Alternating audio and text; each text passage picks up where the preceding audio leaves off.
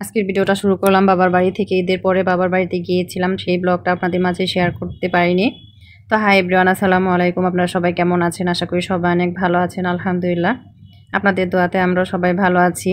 তো ঈদের পরে বাবার বাড়ি শ্বশুর বাড়ি কোথাও যাওয়া হয়নি। তো সেটা তো আপনারা জানেন, আমার ফ্ল্যাটের কাজ চলছে, এর জন্য ওরকম করে কোথাও যাইনি। শুধু জাস্ট এমনি ঘুরতে 5-10 মিনিটের জন্য বাইরে যাওয়া হয়েছে। তো যাই হোক, হঠাৎ করে বাবার বাড়িতে যাওয়া, ভাবি ঈদের পরে যেতে বলেছিল, তো আমরা যাব না দেখে ভাবিও বাবার বাড়িতে গিয়েছিল। তো আমরা বলেছি ভাবি আমরা আসবো না, তুমি যাও। তো আপনাদের ভাই আমাকে ছাড়া যাবে না, এর জন্য আমি গিয়েছিলাম। তো ওই দিনই চলে আসার কথা ছিল। তো আমার ছোট ছেলে বায়না ধরেছে আসবে না, তো সে নানার কাছে একদিন থাকবে। তো এর জন্য এক রাত থেকে পরের দিন চলে এসেছি। তো এখানে খাচ্ছিল রাতুলের ভাই, আমার বোনের 2 ছেলে, আমার ছেলে আর আপনাদের ভাইয়া। তো আমার বোনের ছেলে লজ্জা পায়, ক্যামেরার সামনে আসতে চায় না। তো ও ডাইনিংয়ে বসেনি, ভিডিও করব দেখে ও খাটে গিয়ে বসেছে। তো তারপরও দুষ্টুমি করে আমি একটু ভিডিও নিলাম, সবাই এটা নিয়ে হাসাহাসি করছিল যে ভিডিওর সামনে আসবে না। তো যাই হোক, ও লজ্জা পায়, এর জন্য আসলে ক্যামেরার সামনে ওরকম করে আসে না। তো আমার বোন আসেনি, শুধু বোনের 2 ছেলে এসেছে, কারণ আমার বোনের ছোট ছেলের এসএসসি পরীক্ষা। তো সবার সাথে দেখা করার জন্য, দোয়া নেওয়ার জন্য এসেছে। তো আপনারা জানেন সবাই এসএসসি পরীক্ষা চলছে এখন।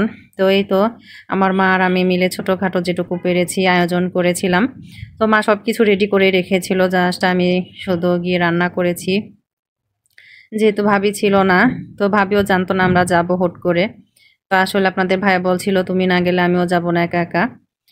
তো যাই হোক, একদিনের জন্য বাবার বাড়িতে এসেছি। ওরকম করে আসলে এবার একটু ঝামেলায় ছিলাম, এর জন্য বাবার বাড়িতে ওরকম করে যাওয়া হয়নি। তো আপনাদের ভাইয়া প্রত্যেকবার আসলে 2-3 বার করে যাওয়া হয়। তো আমি ফ্ল্যাটের কিছু কাজ করছি, সেগুলো আপনাদের মাঝে শেয়ার করব। তো এখন এই ভিডিওটা আপনাদের মাঝে শেয়ার করছি। তো এটা ছিল পরের দিনের সকালের নাস্তার আইটেম। তো এখানে চিতই পিঠা আমি বানিয়েছি, তো পোলাও ছিল, গোশ ছিল।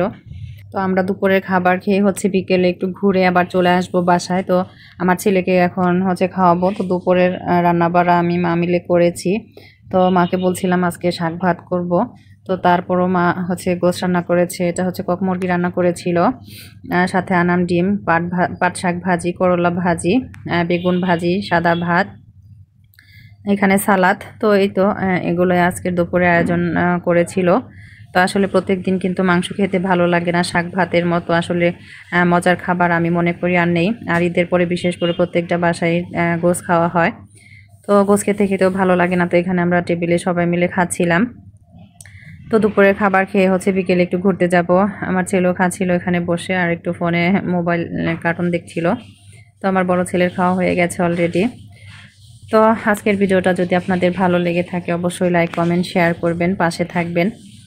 তো আসলে হুট করে বাবার বাড়ি একদিন এর জন্য গিয়ে আসলে ভালো লাগে না। তো 2-3 দিন না থাকলে মনটা ভরে না। তো যাই হোক, কাজের কারণে আবার চলে আসতে হয়েছে, কিছুই করার নেই। তো আমার ছেলে খাওয়া দাওয়া শেষ করে এখানে দোল খাচ্ছিল। এখানে ওর নানা ভাই ঝোলন বেঁধে দিয়েছিল, তো সেটাই খেলছিল। তো বিকেলে একটু রোদ পড়লে আমরা ঘুরতে যাব। তো ঘুরে আবার বাসায় চলে আসব। তো এত রোদ দেখে আসলে বাইরে যাওয়া হয় না। ঈদের পর কিন্তু প্রচণ্ড গরম ছিল কয়েকদিন। তো এই তো আমার ছেলে দোল খাচ্ছিল।